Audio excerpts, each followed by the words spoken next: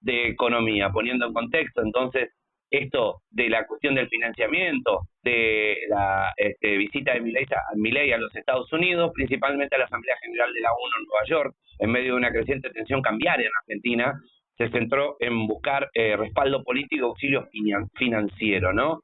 La razón por cuál fue la visita es conocida, ¿no? La razón principal es la escasez de dólares en las reservas del Banco Central y la necesidad de financiamiento para afrontar grandes vencimientos de deuda en corto y mediano plazo, principalmente durante el último trimestre de este 2025 y el primer semestre del 2026, que suman cerca de 28.000 millones de dólares. Buscó un salvataje financiero directo del Tesoro de Estados Unidos a través del Fondo de Estabilización Cambiaria, posiblemente un acuerdo de hasta 20.000 millones de dólares.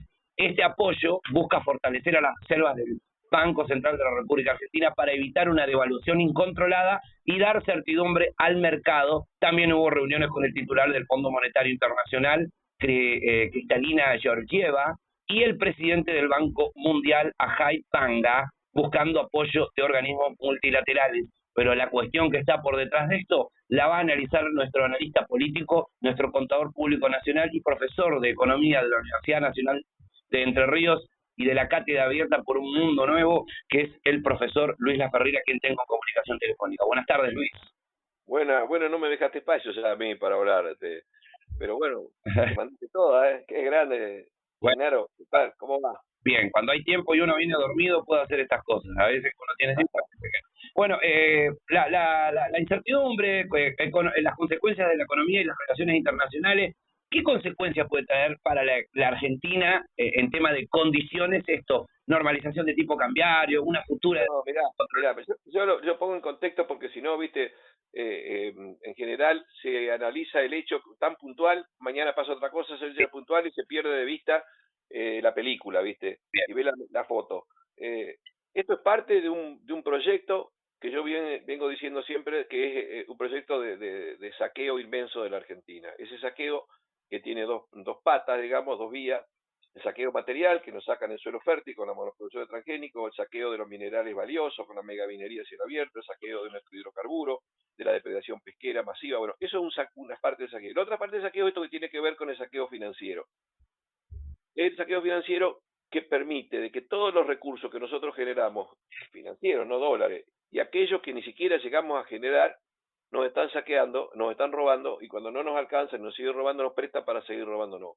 Esto es un hecho que venimos soportando desde hace mucho tiempo, desde la última dictadura, porque tiene un funcionamiento cíclico. El funcionamiento cíclico es que nos prestan dinero para invertir acá en Argentina con altas tasas de interés y con un dólar que se mantiene barato. Claro. Eso, bueno, pasó con Martínez de Hoy, la plata dulce, durante la dictadura, pasó con el justicialismo menemista, con Cavallo el 1 a 1, pero eso explota. ¿Por qué?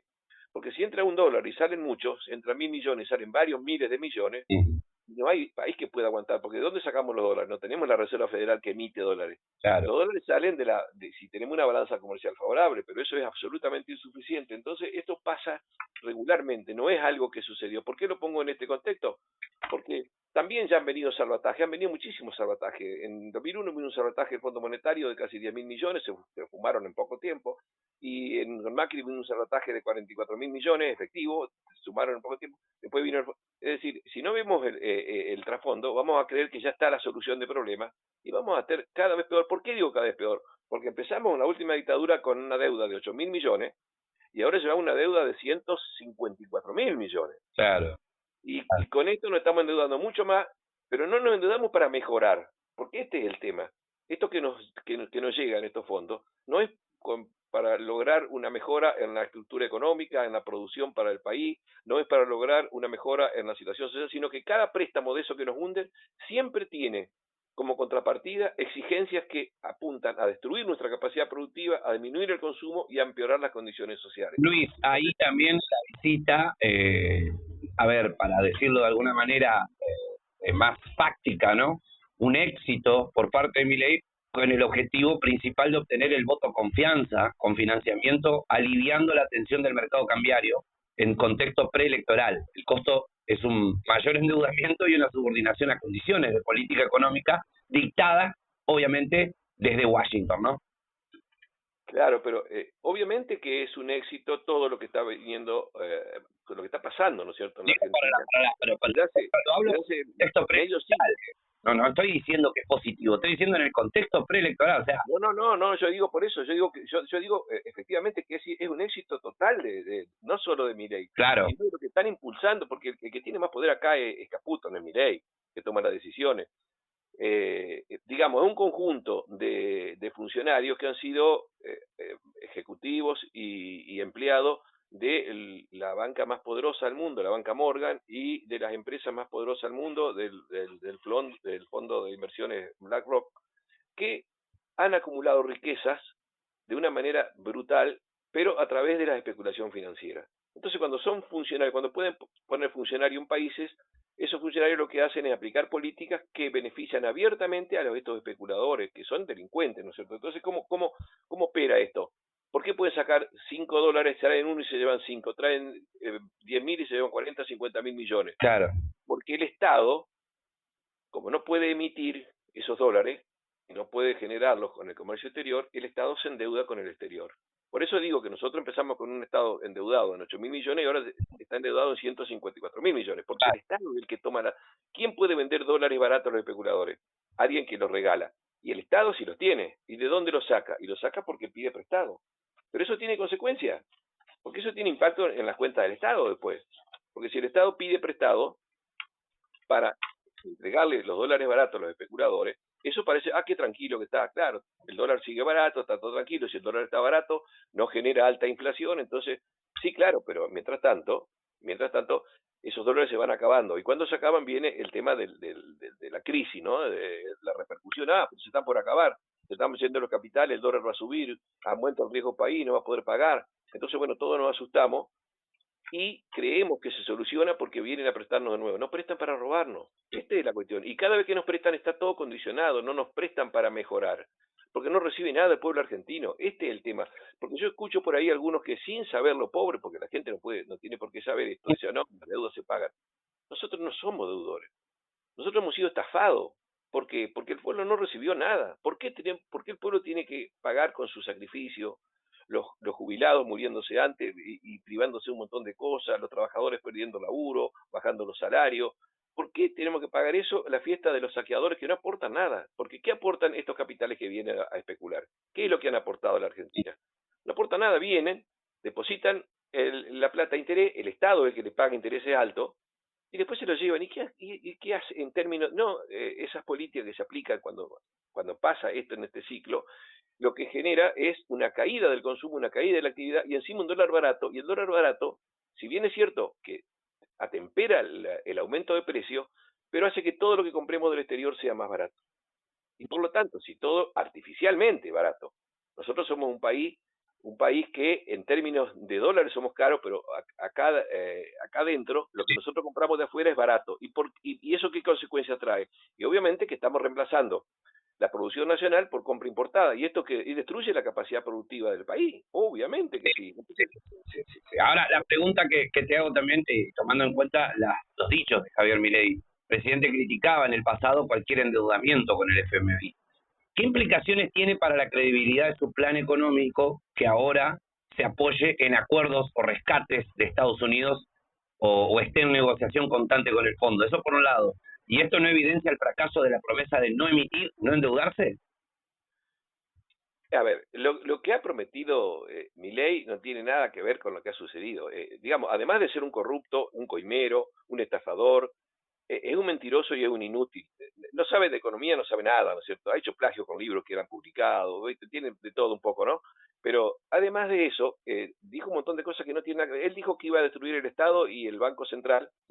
Resulta que han sido las instituciones principales para mantener esta bicicleta financiera. Él dijo que Caputo, cuando estaba con Macri, era un delincuente porque había dejado que se fuguen no sé cuántos, 15.000 millones de dólares.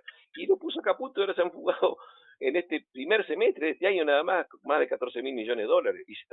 Entonces, nosotros creemos que cuando vino el fondo con su apoyo, generó esta misma expectativa favorable. Entonces, bueno, listo, bajó el riesgo país, subieron las acciones, bárbaro. Al poco tiempo se desaparecieron. Tenemos reserva negativa. Entonces ahora viene Estados Unidos, pues ya no nos presta ni el fondo, nos presta ya a esta altura, no los capitales privados, ni el fondo. Entonces viene el gobierno, ¿por qué el gobierno de Estados Unidos nos va a prestar? Primero que no nos presta, sino que nos dice, si gana las elecciones Milei, en la elección de octubre, vamos a ver cómo le prestamos. Y si le prestamos, vamos a ver en qué condiciones. Es decir, que le entreguemos todo prácticamente, ¿sí? Después podemos ver en detalle la letra chica, ¿no? Pero ni siquiera se ha firmado nada. Han hecho declaraciones. O sea, frente a la situación de que ya no hay más dólares, ya no hay más dólares ni siquiera para llegar a octubre, entonces se acude a dos medidas desesperadas, ¿no? Ujú. Una, el tema de eliminar el impuesto a los exportadores, a las exportaciones de grano, lo cual es una aberración, fue un mega negociado, porque en 3 días permitió que, de acuerdo con las grandes cerealeras, ¿viste? Es decir, que este negocio fue para 10 mega exportadores y los productores quedaron al margen, que se quedaron con una cifra que va entre 1.500 y 2.000 millones de dólares. Ujú. Eso deja de percibir el Estado. El Estado deja de cobrar eso con tal de tener los dólares. ¿Para qué, para qué quiere tener estos dólares el Estado? Para poder seguir regalándoselo barato a los especuladores. Fíjate vos qué locura, ¿no? El Estado sigue quemando dólares para que siga la rueda de especulación, para que los especuladores sigan ganando y se lo lleven, pero a costa de endeudarse más o de perder recaudación, como en este caso. Y está perjudicando también a la producción nacional con el dólar barato. Entonces, por un lado, ha hecho este negociado de sacar por 3 días, no duró mucho, ¿no es cierto? Sí, Y ya tenía todo armado con las grandes cerealeras esto.